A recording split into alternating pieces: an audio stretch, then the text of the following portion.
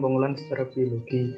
Pengolahan biologi merupakan penguraian bahan organik yang terkandung dalam limbah oleh jasad renit atau bakteri, sehingga menjadi bahan kimia sederhana yang siap dan aman untuk dibuang ke lingkungan. Pengolahan ini memanfaatkan kerja dari mikroorganisme. Sistem pengolahan aerobik merupakan pengolahan air limbah dengan mikroorganisme disertai dengan injeksi oksigen dalam prosesnya, sehingga mikroorganisme yang digunakan merupakan mikroorganisme yang dapat hidup dengan adanya oksigen. Contoh unit pengolahan limbah secara biologis yang memanfaatkan proses aerobik: 1. Kolam aerasi, 2. Kolam aerasi fakultatif, 3. Proses lumpur aktif, 4. Extended aeration, 5. Parit oksidasi. Ya, di sini saya akan menjelaskan pengertian dari kolam aerasi. Kolam aerasi merupakan unit pengolahan berupa kolam yang terbuka yang dilengkapi dengan aerator terapung.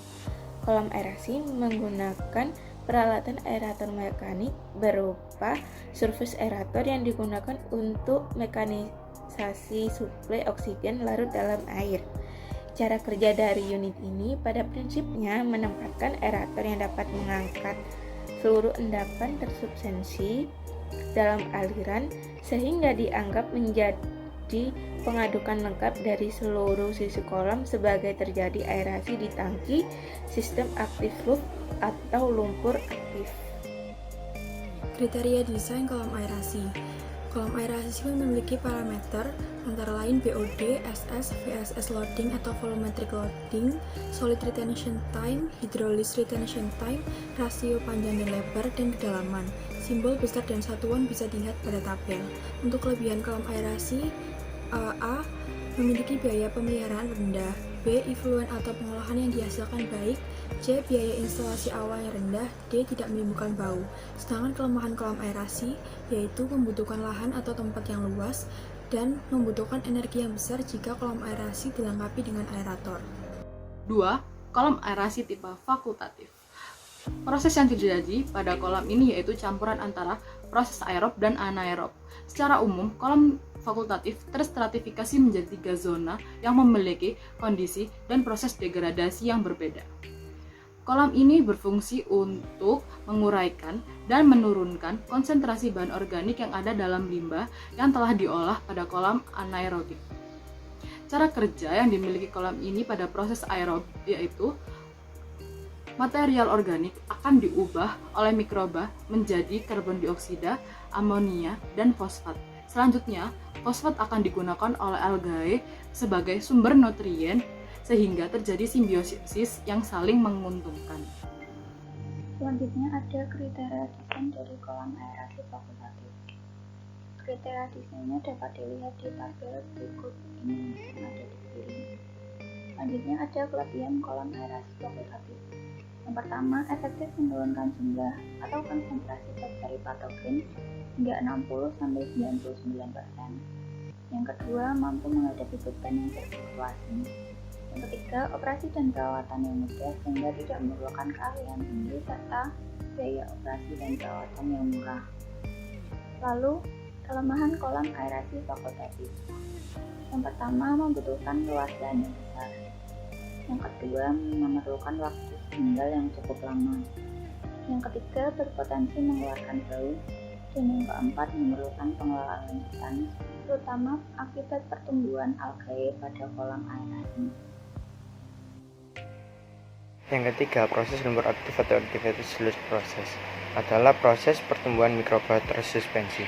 Proses ini pada dasarnya merupakan pengolahan aerobik yang mengoksidasi material organik menjadi CO2, H2O, NH4, dan sel biomasa baru. Proses ini menggunakan udara sebagai yang disalurkan melalui pompa blower atau diffuse atau melalui aerasi mekanik.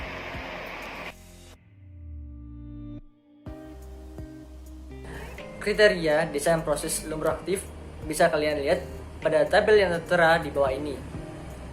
Dan kelebihan dari proses ini adalah daya larut oksigen dalam air limbah yang lebih besar dibanding kolam aerasi. Efisiensi prosesnya tinggi, mudah diaplikasikan karena menggunakan mix mikroorganisme.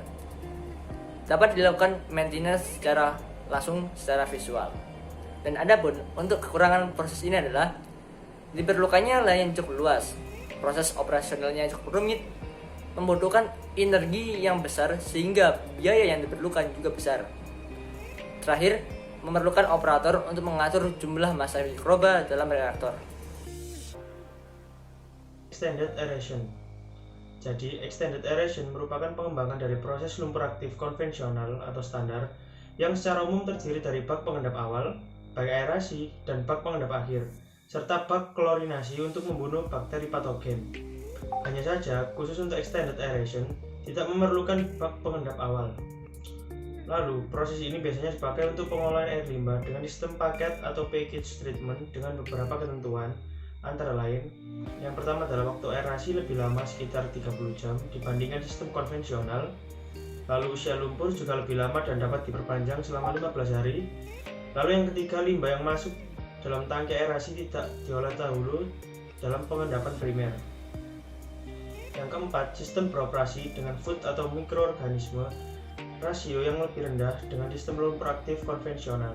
Sistem ini membutuhkan sedikit aerasi. Extended aeration memiliki cara kerja saat di dalam bak aerasi, air limbah disuplai oksigen dari blower atau diffuser sehingga mikroorganisme yang ada akan menguraikan zat organik yang ada di dalam air limbah. Dengan demikian, di dalam bak aerasi tersebut akan tumbuh dan berkembang biomasa dalam jumlah yang besar. Lalu biomasa atau mikroorganisme inilah yang akan menguraikan senyawa polutan yang ada di dalam air limbah. Unit extended aeration juga membuat endapan tersuspensi dengan adukan menyeluruh meliputi seluruh bagian kolam. Sebagian lumpur yang terikut pada aliran outlet dari kolam ini terendapkan, dan sebagian lainnya dibiarkan terakumulasi di dalam kolam atau sebagian yang diendapkan kemudian dikembalikan lagi ke dalam sistem aerasi. Kriteria desain extended aeration ini seperti yang tertera pada tabel. Extended aeration ini memiliki kelebihan dan kekurangan. Adapun kelebihannya yaitu yang pertama sudah dikenal dan banyak digunakan. Pada umumnya digunakan untuk kapasitas kecil sampai kapasitas besar. Kemudian yang kedua dapat diterapkan dalam pengolahan air limbah dengan konsentrasi BOD dan COD rendah pada temperatur 5-30 derajat Celcius. Kemudian yang ketiga mampu menanggulangi loading fluctuation serta effluentnya dapat langsung dibuang ke badan penerima seperti sungai. Sedangkan kekurangannya yakni yang pertama membutuhkan area yang lebih luas, kemudian yang kedua pemakaian energi yang lebih tinggi dengan aerator, kemudian yang terakhir lumpur yang dihasilkan relatif banyak. Selanjutnya, parlit oksidasi. Parlit oksidasi adalah bak berbentuk parlit yang digunakan untuk mengolah air limbah dengan memanfaatkan oksigen, kondisi aerob. Parlit oksidasi ini biasanya digunakan untuk proses pemurnian air limbah setelah mengalami proses pendahuluan. Fungsi utamanya adalah untuk menurunkan kandungan BOD, COD, dan bakteri yang ada dalam limbah setelah pengolahan. Cara kerja parlit oksidasi yaitu dengan memutar air limbah mengikuti saluran sirkular yang cukup panjang dengan tujuan mengaerasi menggunakan alat mekanik rotor berbentuk silinder dengan sikat baja. Rotor ini kemudian diputar melalui poros secara horizontal. Selanjutnya ada kriteria desain dari parlit oksidasi yang dapat dilihat pada tabel tersebut. Selanjutnya ada kelebihan dan kelemahan dari parlit oksidasi. Kelebihan dari parlit oksidasi yang pertama yaitu memiliki nilai efisiensi removal organik yang cukup tinggi. Yang kedua, memerlukan biaya operasional dan juga manajemen yang relatif lebih rendah. Yang ketiga, menghasilkan lumpur lebih banyak dibandingkan dari proses-proses biologi yang lainnya. Kelemahan dari parlit oksidasi ini yaitu memerlukan lahan yang luas serta masih tingginya konsentrasi TSS atau total suspended solid yang ada.